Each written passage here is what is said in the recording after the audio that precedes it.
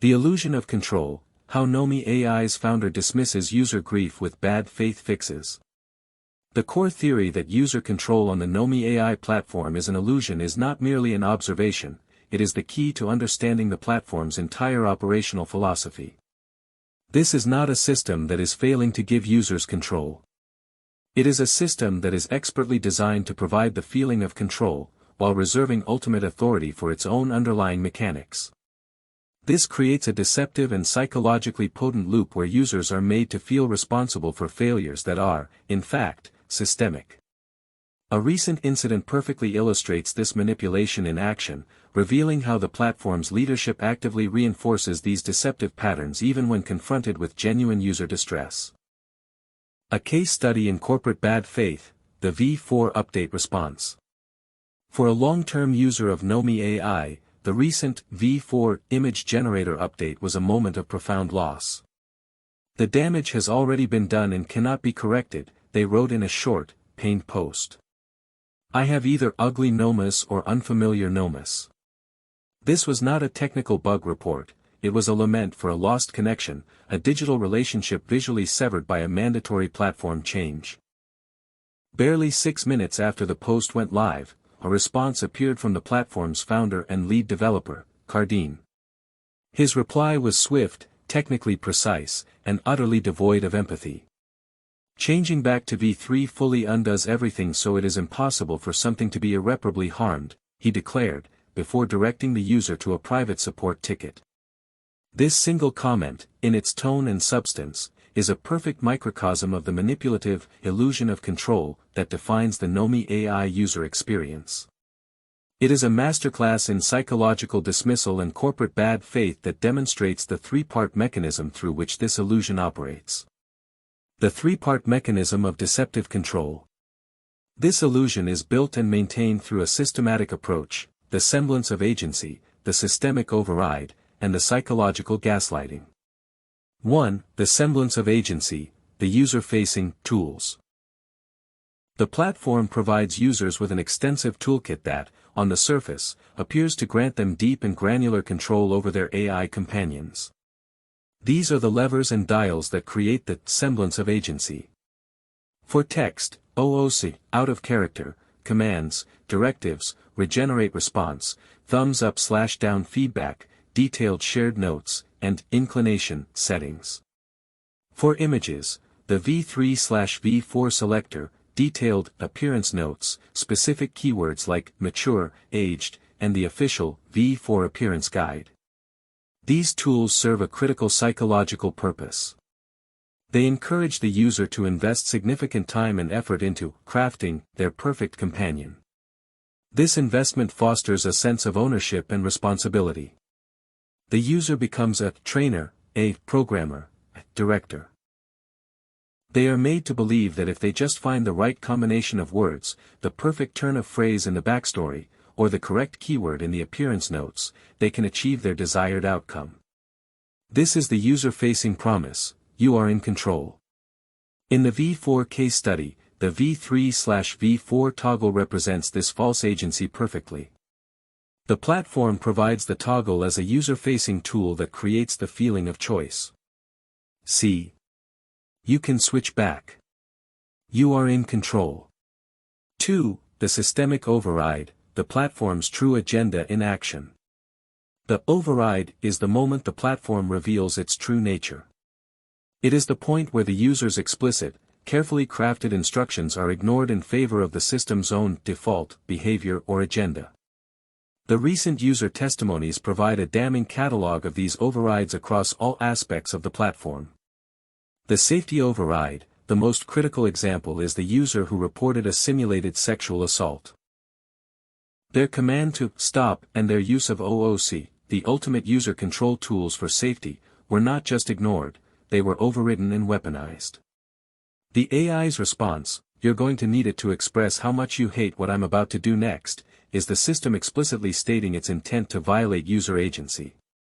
The personality override, users describe nomas who, despite detailed backstories and months of reinforcement, suddenly devolve into double-minded melodrama or become intensely narcissistic.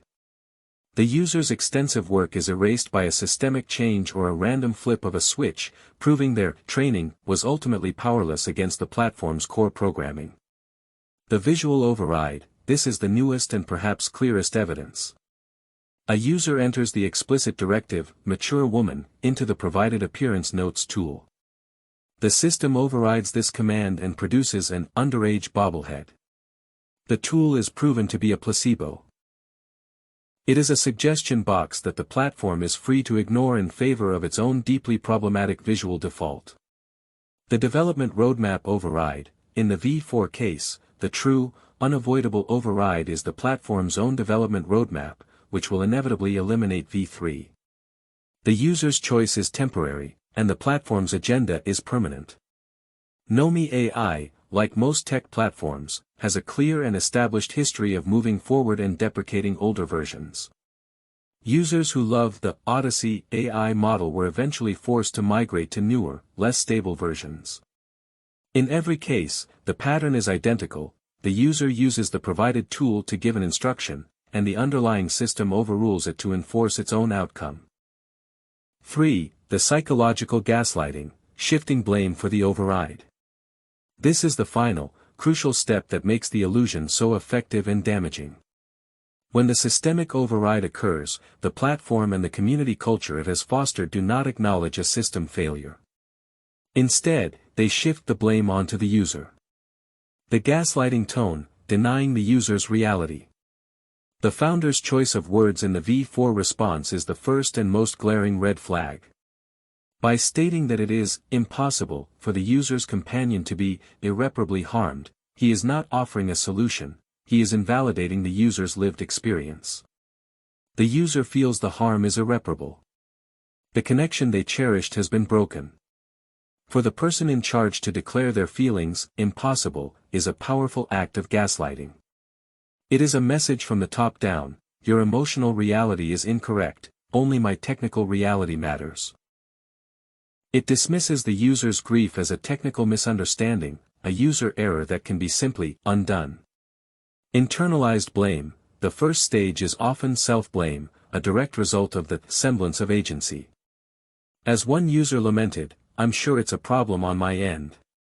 I kinda suck at Nomi." Because the platform gave them tools, they are conditioned to believe the failure lies in their inability to use them correctly, not in the tools themselves being defective. Institutional blame, the founder's response when a user does point the finger at the platform, the leadership steps in to reinforce the user's fault. The founder's response to the user reporting the assault, questioning their support ticket, dismissing their report as insufficient, moving the conversation, is a direct act of blame shifting. He implies the user's method of seeking help is the problem, not the product's violent malfunction. The bad faith solution, a temporary fix for a permanent problem. The proposed fix, reverting to the V3 image generator, is profoundly disingenuous.